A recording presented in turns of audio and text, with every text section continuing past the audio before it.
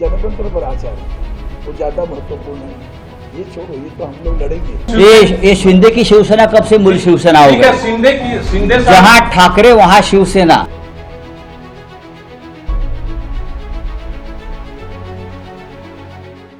कुणी फुटलं तर त्याला रस्त्यात तुडवा, बाळासाहेबांनी हेच शिकवलं।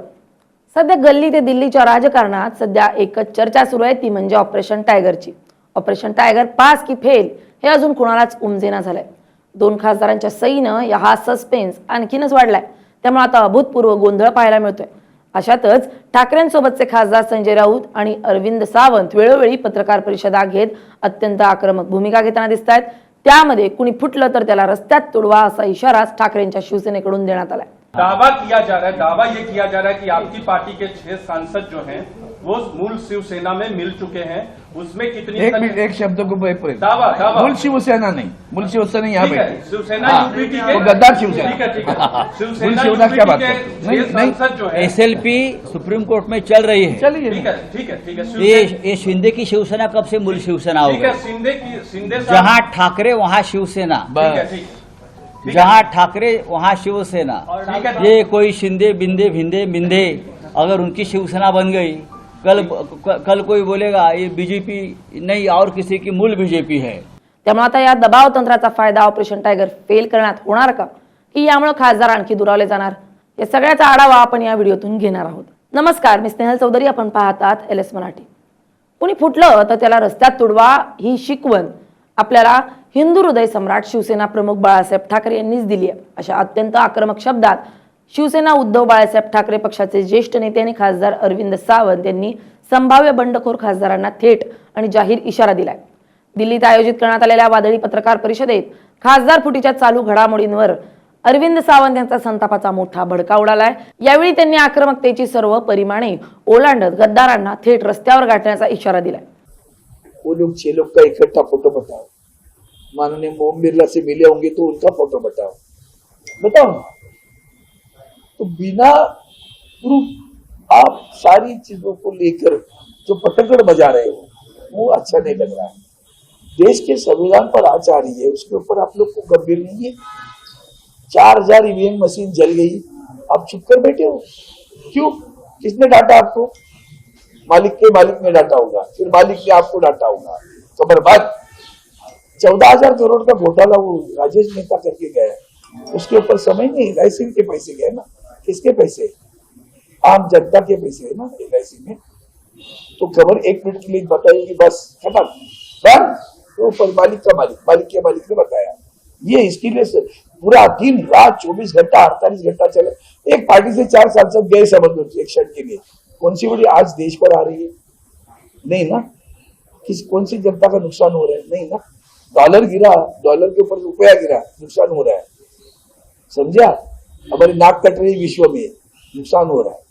महाराष्ट्राच्या राजकीय वर्तुळात गेल्या काही दिवसांपासून शिवसेना ठाकरे गटाचे काही लोकसभा सदस्य उपमुख्यमंत्री एकनाथ शिंदे यांच्या नेतृत्वाखाली शिवसेनेत प्रवेश करणार असल्याच्या जोरदार चर्चा रंगल्या आहेत। या संभाव्य पक्षांतराला आणि राजकीय हालचालींना विरोधकांनी ऑपरेशन टायगर असं नाव दिलं असून याच पार्श्वभूमीवर ठाकरे गटाच्या खासदारांनी दिल्लीतील तातडीची बैठक आणि त्यानंतर संयुक्त पत्रकार परिषद घेतली आहे।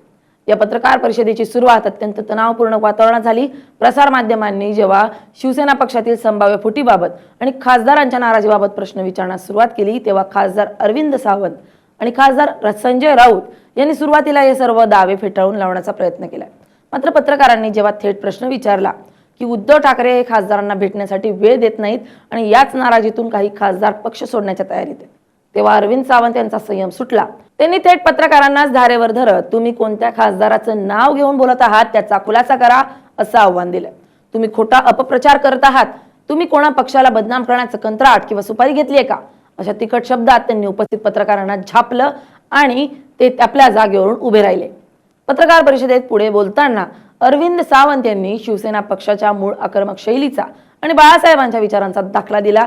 ते म्हणाले, शिवसेनेत राहून जर कोणी वैयक्तिक स्वार्थासाठी किंवा सत्ताधाऱ्यांच्या दबावाखाली येऊन गद्दारी करण्याचा विचार करत असेल तर त्यांनी त्याचे परिणाम भोगण्यास तयार राहावं।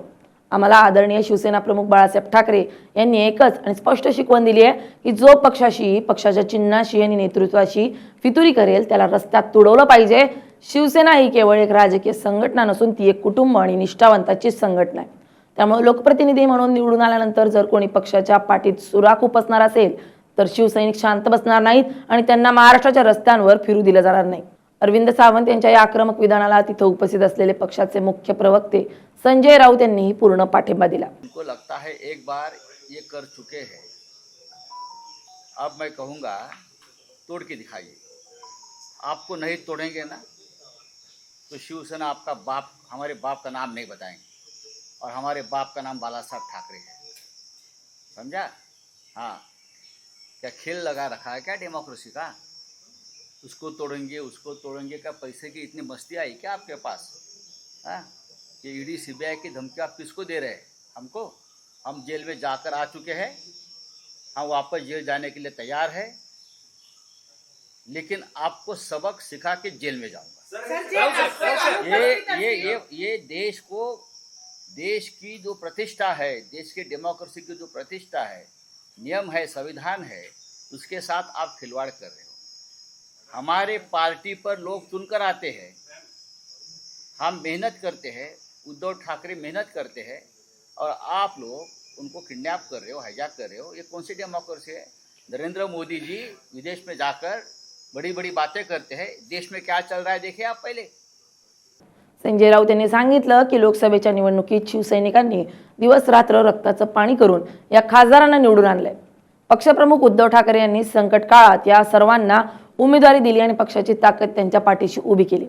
असं असताना केवळ सत्तेच्या मोहापायी किंवा केंद्रीय यंत्रणांच्या भीतीनं जर कोणी पक्षांतर करत असेल तर ती महाराष्ट्रातील जनतेशी केलेली प्रतारणा ठरेल. राऊत यांनी पुढे असाही गौप्यस्फोट केलाय की पक्षाच्या सर्व खासदारांनी मातोश्रीवर स्वतःच्या आईची, साईबाबांची आणि तुळजाभवानी मातेची शपथ घेऊन आपण मरेपर्यंत उद्धव ठाकरेंसोबत एकनिष्ठ राहू असं लेखी व तोंडी आश्वासन दिलं होतं. या पवित्र शपथेनंतरही जर कोणी गद्दारीचा मार्ग निवडत असेल तर महाराष्ट्रातील जनता त्यांना कधीही माफ करणार नाही आणि शिवसैनिक त्यांचा रस्त्यावर उतरून हिशोब पूर्ण करतील.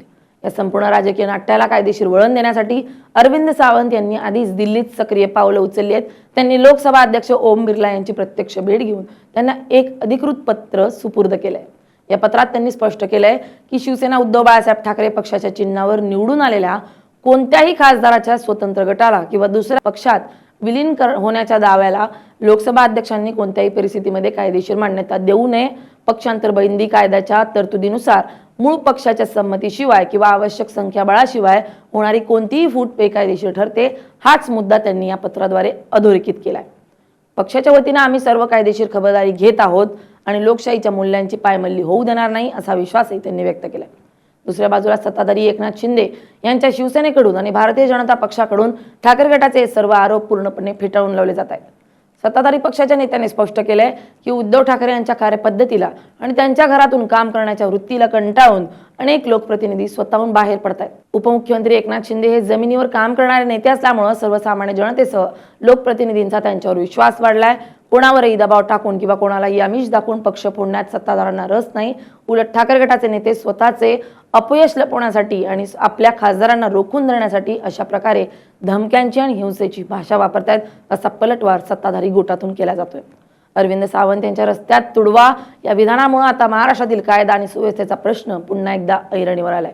विरोधकांनी या विधानाचा तीव्र निषेध केला असून लोकप्रतिनिधींनी जाहीर पत्रकार परिषदेत अशा प्रकारे हिंसेचं समर्थन करणं किंवा कार्यकर्त्यांना कायदा हातात घेण्याचं आवाहन करणं अत्यंत दुर्दैवी असल्याचं म्हटलं जात आहे. या विधानामुळे आगामी काळात दोन्ही गटातील शिवसैनिकांमध्ये रस्त्यावरील संघर्ष अधिक तीव्र होण्याची शक्यता राजकीय विश्लेषकांकडून वर्तवली जाते. ठाकरे गटाने घेतलेला हा अत्यंत आक्रमक पवित्रा पक्षातील संभाव्य फूट रोखण्यात यशस्वी ठरतो की यामुळे वाद आणखी चिघळतो याकडे आता संपूर्ण महाराष्ट्राचं लक्ष लागले. Bureau report LS Marathi.